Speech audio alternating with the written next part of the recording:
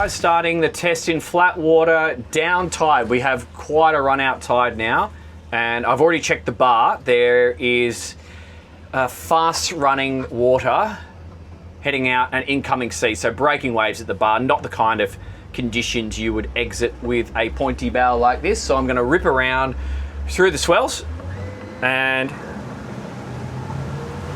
talk to you about the experience. Okay, let's get the boat moving.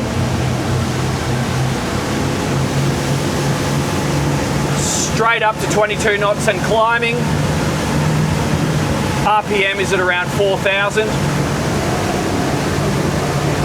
0.8 nautical mile per litre, but the actual fuel flow is about 33 litres per motor.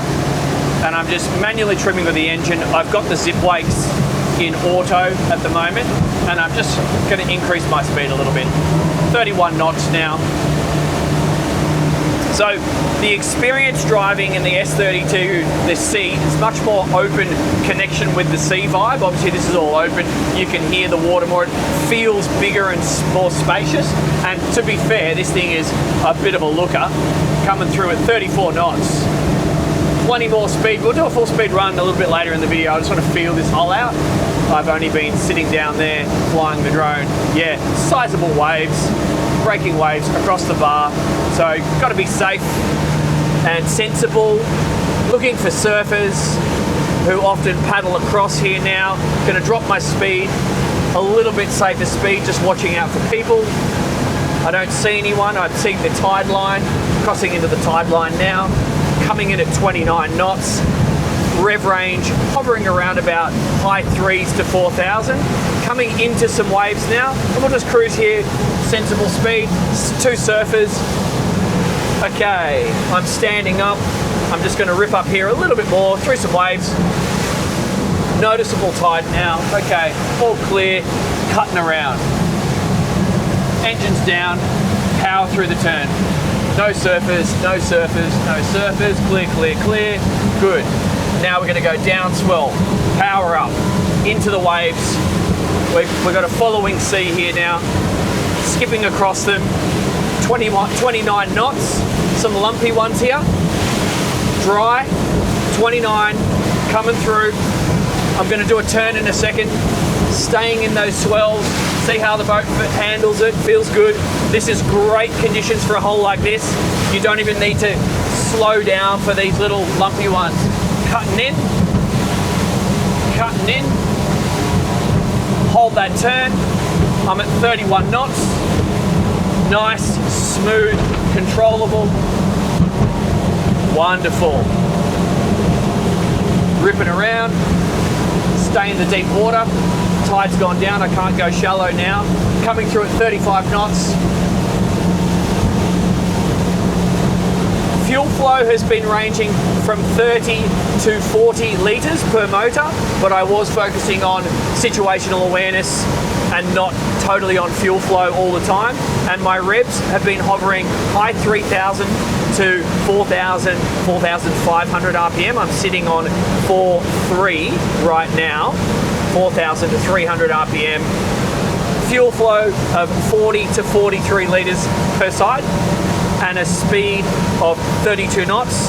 Just going to trim the engines a bit now. I'm in flat water again. 33 knots, comfortable. And what we're going to do, I'm going to turn around down here, just going past these guys, and I'm going to rip it back down.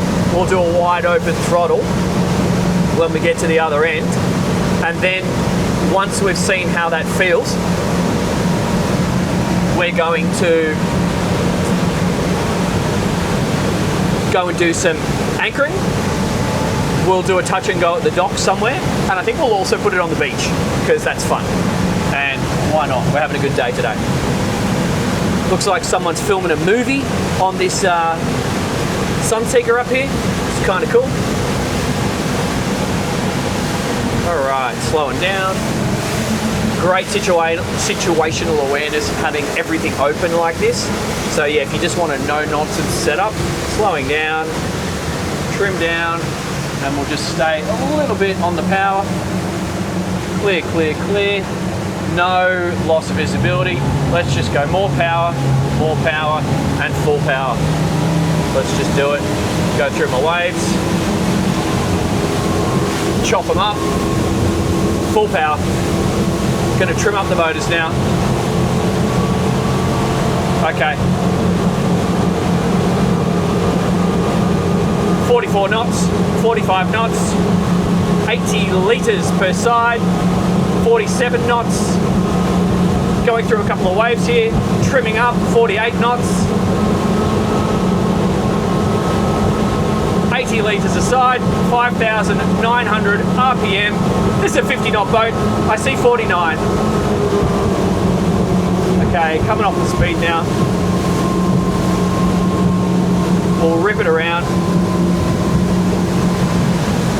I never enter into a new wave zone at full speed. I would always back off my speed, assess the situation. So if I'm going from inshore to offshore, exposed, protected to exposed, I'll always come in, even with a nice cutting bow hole like this, I'll always come in at a sensible speed. That can be 32 knots on a boat like this, because it'll still take it. Coming around, dropping the motors, let's tighten up that turn. Feeling good. She grips. You want to spread your feet here in those turns, just for stability, but you're not going to fall away from the helm. You're tucked in here, but you just do want to be careful, because if you turn it hard to port and you're not ready, your body could slide. There's nothing in the seat to stop your bum moving, so just be aware of that. It's just operator error if you do. Okay, let's sit down. Okay, this is fine. Coming through 36 knots. Let's back that speed off. It's not all about crazy fast all the time, even though you can. So 30 knots feels slow on a boat like this. I'm sitting at 28 knots now, 4,000, 4,100 RPM. Fuel flow of 38 litres a side. Let's just get it down to like 27, 28, 3,700 RPM. 30 litres a side, so we're getting really efficient now at a 27 knot speed return. And now let's drop it back a little bit more. Play with my trim, 3,500, 3,600 RPM, 29 litres per side. Clear all around. We're still on the plane at 21 knots. And we're burning 23 litres per motor, and it's all very quiet and sedate. And even though we have a high bow on this boat, you can still see over it from a seated position. Yeah, you feel cool on this. Okay, off the plane now, settling in, 12 knots, displacement speed 2,300 RPM. Burning about 15 litres per side, 10, 11 knots. You know, and the wake disturbance, the waves made by a boat like this is not too aggressive, it's not too offensive. So even at those speeds, pushing water, you're not pushing huge volumes of water that are gonna create massive stand-up waves that are gonna have people surfing on the little beach here over my shoulder. So unlike some bigger, more voluminous, heavier boats that are pushing more water, which will absolutely do that, you can probably get away with nipping past the odd, no wash area at a slightly higher speed on this boat than you would a heavier boat. Very good. Okay. Oh, I can feel that tide ripping along. That's taken me. So we're going to move from here. Actually, we will go into the public dock and we'll test the joystick, we'll test the station hold, and then we will test the bow thruster. And after that, we'll go and drop the anchor and we'll beach the boat so you can see what life's like and what the procedure is that you need to follow. Okay guys, we've come in closer to the public dock and boat ramp. And I'm just going to test the maneuverability out here before we go into the dock, because every new boat I would advise you do the same. We have joystick, we have bow thruster, and we've got twin sticks. We can do up to 600 horsepower. We have twin 250s on this one. And what I'm going to do, center the motors. You can see the motors from this position, even with that high seat back. And I'm just going to try transverse thrust before I do any joystick, and we'll see how it responds just with engines, one forward, one reverse.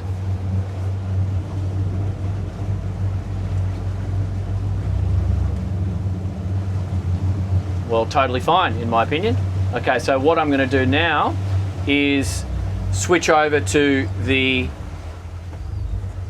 joystick, bring that back to neutral. So you literally just have to grab the joystick, and now I'm going to go back the direction we came. So now I'm just oscillating the joystick to starboard. One of the handy things of any joystick, you probably heard me say this on videos, see how I move my body like this? It's still natural, as opposed to having to calculate in your mind what to do with throttles. I can now stand in this position, control the boat with the joystick, so I can essentially drive it back or drive it into your marina dock if you want, and it's nothing unnatural, even if you're swapping hands like that, because it still goes the way you push it with the joystick. The other thing we have available to us is the skyhook. So if I press that, and I'm hoping you can see this pole, I was trying to plan that in the background of camera 1, because we have tide pushing us this way. So by pressing skyhook, we've now connected to some satellites. The engines are operating independently of one another. It takes a second for them to engage, and now it's going to hold position. So from your start point, once it fires up, it should hold position to within about a boat length. It's not exact, it's approximate. So you see, from when I press the button, hopefully through camera 1, we have drifted about a boat length, but now it is engaging and it's correcting for the tide. So what does that mean? Don't bloody well go swimming or let anyone anywhere near the water when you're using this. Or just, I mean, you shouldn't in general when you're driving, but just don't have anyone on the transom, because it's going to do its own thing. You're not in control.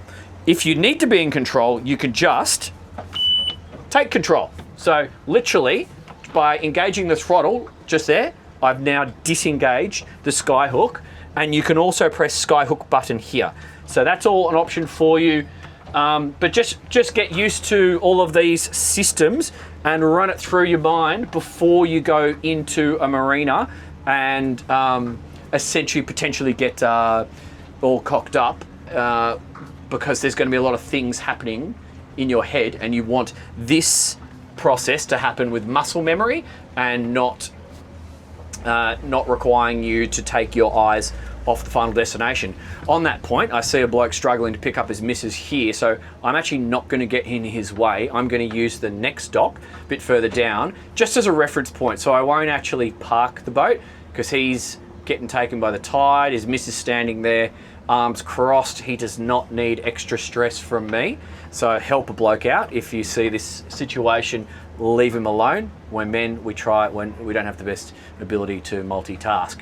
And I don't think he's got a bow thruster. So what I'm doing, I'm coming in, I'm going down tide because I have a lot of control. If I need to just hang 10, and actually let me just show you. If I need to hang 10 just off the dock, the skyhook system will work really, really well if it's engines up tide and the boat hanging down tide with the flow of the water. Also wind, whichever is stronger.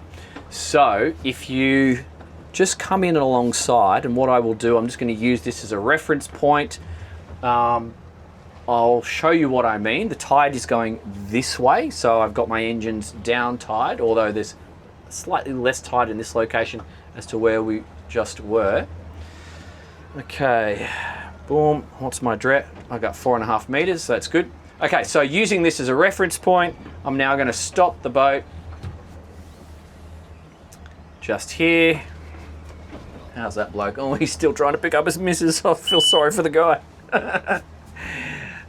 He needs some He needs some training. Okay, it has now activated and we are bang on. I'm gonna have to show you through this camera, but the drone will do that. We're now bang on in line with our destination. So if we were doing a pickup, I can now, depending on how I wish to do this, if I want to do it with engines and bow thruster, I have a very torquey bow thruster on this boat. That means you need to do a little bit of engine and thruster manipulation if you were to slide the boat sideways. You can do that on this design and you can make life a little bit easy for yourself, but to see how I'm operating my hand. So what I'm doing engine to starboard, left engine reverse, and bow thrust to starboard. That slips the boat sideways. If you haven't got the situational awareness and practice yet to do that, you will be able to in time. Just use the joystick. Okay, so you literally put everything in neutral, now take over, and you've got the joystick to do it. Same thing. So that's what I'm talking about. We can just side slip in as if we were picking people up and we got full control. And then even if you get all cocked up, press skyhook. Don't do this in a marina berth. It's not going to work for that. You still have to be a few meters off, but buy yourself some time, relax the mind, sort out whatever you need to sort out. Maybe you didn't prepare the fenders or lines, and life's good. And then when you need to go, side slipper away. So in terms of how this boat responds with joysticks, compared to some of the other adventure boats you have seen on my channel, this boat is heavier. So when it comes to side oscillation on a joystick, once you engage power, the boat actually is easier to drive with a joystick because it's more sedate. The extra weight in the boat stops it from aggressively moving and everything happens in a little bit more of a gentle manner. So if you want to operate a boat with the joystick and you're focused on this adventure style, this will be an easier one to joystick. It will also be, and I didn't really touch on it as we're going through those waves, but I have driven this same hull before in the ocean for quite a bit of time. This is also a style of hull that will eat up the waves very comfortably because of that little bit of extra weight. So you still need to use directional stability to cut into the waves to get the best angles, but even if you don't do it properly, it's got a little bit more mass about it and you're going to be quite comfortable. I see some rain clouds coming, so let's go find a beach and get this done before we get wet. Rightio, so we've just changed location. There is actually a bit of a storm coming, some rain clouds. We might get caught, we'll see what happens. But I just wanted to demonstrate essentially beaching the boat. So I'm in a nice little tight spot here. She's a beauty. And I'm just going to swivel the boat in this location. Got my bow thruster if I need it, and I'm going to put it right up on the sand, keeping my engines in the deep water, and we're going to be getting on and off the bow, but then we may even drop anchor and throw a stern anchor out as well because we can. This fisherman's right where I want to be, so I'm going to just nose up here and give you the demonstration, and then we might actually reposition for the tour. The reason why I wanted to be in there is because of the wind right now, but we've got what we've got. I don't want to interrupt that guy's peaceful day's fishing. And what I can do, I'll just let the wind blow me in a little bit here. Oh, look at that, he's got a good clean cast there. Last thing he needs is Dan the YouTuber pissing off his day. So, go in here. All right, so sandy bottom, all clear, deep water onto very shallow. So I'm not worried about my motors just yet. And I'm just gonna, a little bit of momentum, come up on the sand, neutral, and I'm gonna contact, boom, look at that. And then, because of tide and wind, I might just steer the motors into the direction of the tide and wind, just to keep a straight direction with the sand. And if I wanted to just go up a little bit harder, boom, feel that? Okay, now I'll go neutral, see what happens. I've got, here comes the rainstorm. I've got water movement, but it's mostly wind pushing me this way. And for now, we are secure. So that's how you do it. Just check that you've got sandy bottom, no rocks or random objects. Nice steep drop off is preferred. Be ready if you're not in a steep drop off, but either way, be ready to trim your motors up. That's always got to be on your mind. And then just nudge the bow into the sand and then drive it up and then do some wheel movement depending on what nature, wind or tide is what I mean, is doing to your stern, so you can keep the boat nice and sort of level as you go up the beach. That's all pretty good. And from here, we might drop the anchor, spin around and make it ever so easier for us with the stern anchor. Okay guys, backing off the beach, I've prepared my stern anchor now, so that's secured. I'm just gonna get the boat off the beach, a little bit of acceleration. Once the boat starts moving, check where you are. Now I'm gonna let the wind blow my bow down, so no stress about that, just let nature do its work. Sometimes you just have to go with nature and not against it. And what I'm gonna do, stick my bow downwind, but this time I'm gonna drive up into the bay a little bit and then stick my bow downwind, and then I'm gonna come back upwind and deploy a stern anchor after deploying a bow anchor first. So what I'm going to do, I've checked that the anchor's clear and free. I'm going to start deploying it.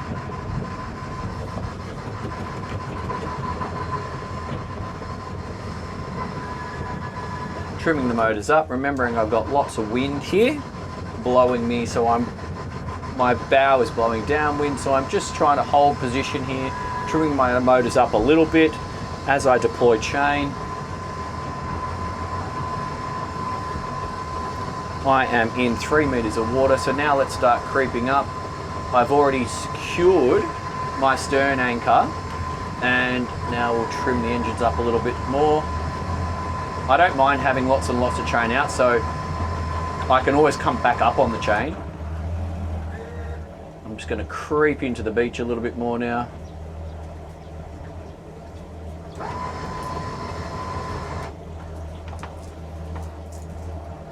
And once I get kind of close, I can't see the props here, so I'm just sort of guesstimating a little bit right now. Once I get about there, let's just see if that's going to work. So you might end up doing this in 2 throws, guys. I think I could have come in a bit closer, but at least that's working.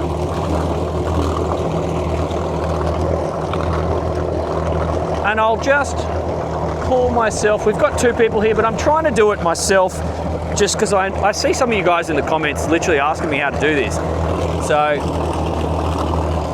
why not try it in a rainstorm with the wind going? So if I can get this a little bit closer, I might just be able to redeploy. Okay, she's gone. 1, 2.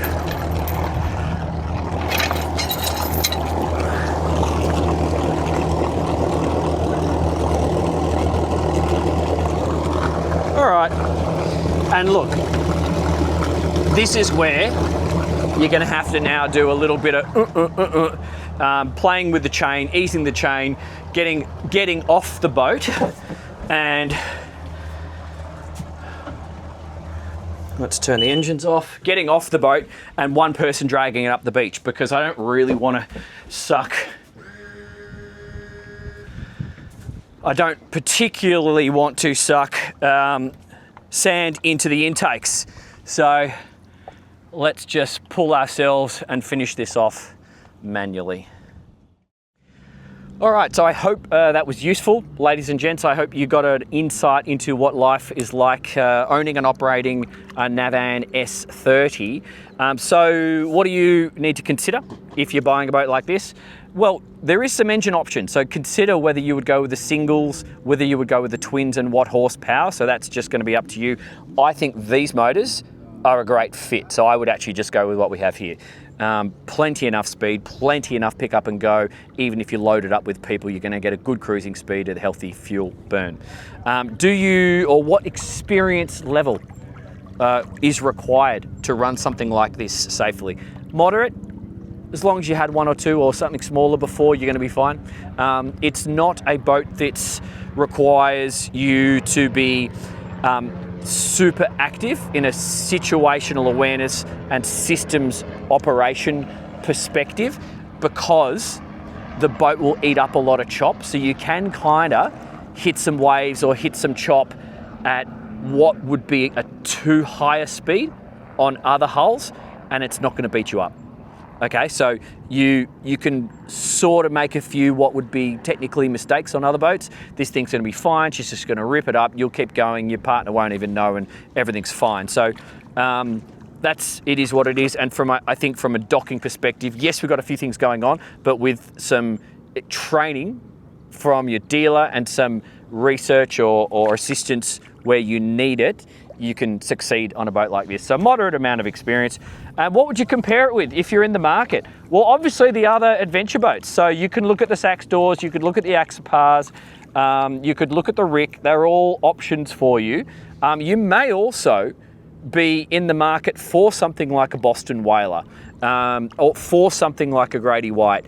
And why would you head over in this direction? I think it's maybe if you're less of a fisherman and possibly also just the looks. It could just be that.